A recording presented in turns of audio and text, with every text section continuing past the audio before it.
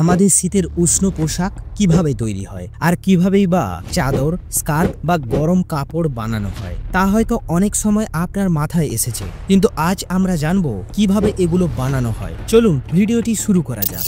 সারা বছর পুরো পৃথিবীতে 2 বিলিয়নেরও বেশি ভেড়ার পশম সংগ্রহ করা হয়, কারণ এই পশমগুলো দিয়েই তৈরি হয় আমাদের শীতের উষ্ণ পোশাক। কিন্তু ভেড়ার শরীরের লোম কেটে কিভাবে একেবারে নরম সুতো আর কাপড়ের রূপ দেওয়া হয় সেটা কি জানেন? চলুন আজকে আমরা সেটাই জানবো। আর এজন্য আমাদের যেতে হবে নিউজিল্যান্ডে। পশম উৎপাদনে তারা পুরো বিশ্বে 3 নম্বরে রয়েছে। ভেড়ার শরীর থেকে পশম কাটার কাজটা কিভাবে শুরু হয় তা জানলে আপনিও অবাক হবেন। প্রথমে ভেড়াগুলোকে একত্রে জড়ো করা হয়, এরপর তাদের পশমের রং আর মান পরীক্ষা করা হয়। তারপর আসে এক বিশেষ দক্ষ লোক যাদেরকে বলা হয় সিয়ারার। তারা খুব সাবধানে বৈদ্যুতিক মেশিন দিয়ে পশম কাটেন যাতে ভেড়াদের একটুও আঘাত না লাগে। একজন দক্ষ সিয়ারার দিনে 250টিরও বেশি ভেড়ার পশম কাটতে পারেন। মানে একটি ভেড়ার জন্য সময় লাগে মাত্র 1 থেকে 2 মিনিট। প্রথমে পেটের দিকে ছোট ও ময়লাযুক্ত পশম কেটে আলাদা করা হয়, কারণ এগুলোর দাম অনেক কম। এরপর পিঠের দিকের পরিষ্কার সাদা ও উন্নত মানের পশমগুলোকে কাটা হয়। তারপর ধাপে ধাপে মেরুদণ্ড বরাবর, মুখের চারপাশে আর কানের কাছের পশমও কেটে ফেলা হয়। কাজ শেষে পশম বড় টেবিলে ছড়িয়ে দেওয়া হয় যাতে খারাপ অংশগুলো বাদ দেওয়া যায়, আর ভালো অংশগুলোকে বান্ডিল করে কারখানায় পাঠানো হয়। পশম কেটে ফেলার পর ভেড়ারা হালকা আর স্বস্তি পায়, গরমেও তাদের সমস্যা হয় না। কারখানায় প্রথমে বান্ডিলগুলো মেশিনে ঝেড়ে নরম করা হয়, এতে ধুলোবালি বেরিয়ে যায় আর ধোয়ার সময় জলও কম লাগে। তারপর পশম যায় আরেক মেশিনে, যেখানে দাঁতের মতো ঘূর্ণয়মান অংশ পশমকে আলাদা করে আর মাটির দাগ ঝেড়ে দেয়। এরপর পশমকে 77 থেকে 82 ডিগ্রি গরম জলে হালকা সাবান দিয়ে ধোয়া হয়। প্রথমে 3টি গামলায়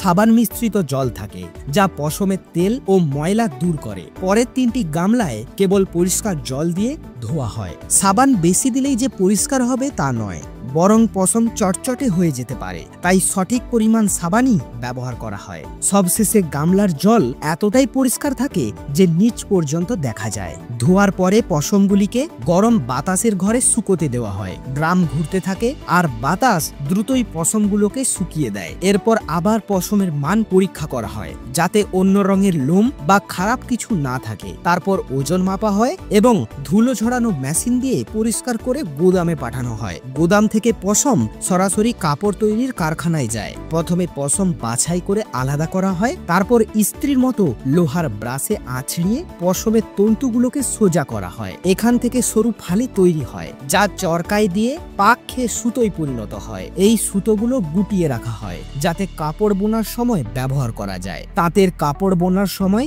সুতোগুলো 2 ভাবে সাজানো হয়। লম্বালম্বি সুতোগুলোকে বলা হয় টানা আর আড়াআড়ি সুতোকে বলা হয় পোড়েন। টানা কাপড়কে শক্ত করে ধরে রাখে আর পোড়েন দিয়ে নকশা তৈরি করা হয়। তাঁত তৈরি করতে সময় লাগে প্রায় 2 দিন। টানা আর পোড়েন একসাথে মিশে একেবারে নতুন কাপড় তৈরি করে।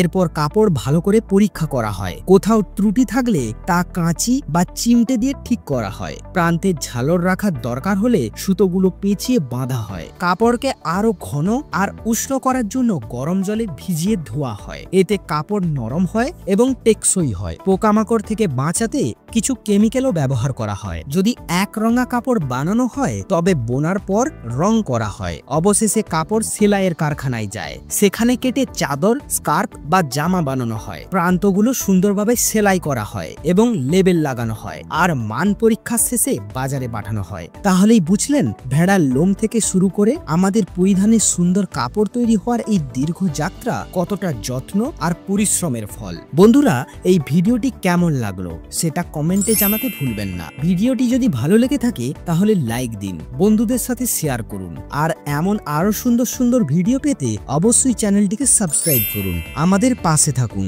আবার দেখা হবে নতুন একটি ভিডিওতে। ততক্ষণ ভালো থাকুন, সুস্থ থাকুন। ধন্যবাদ।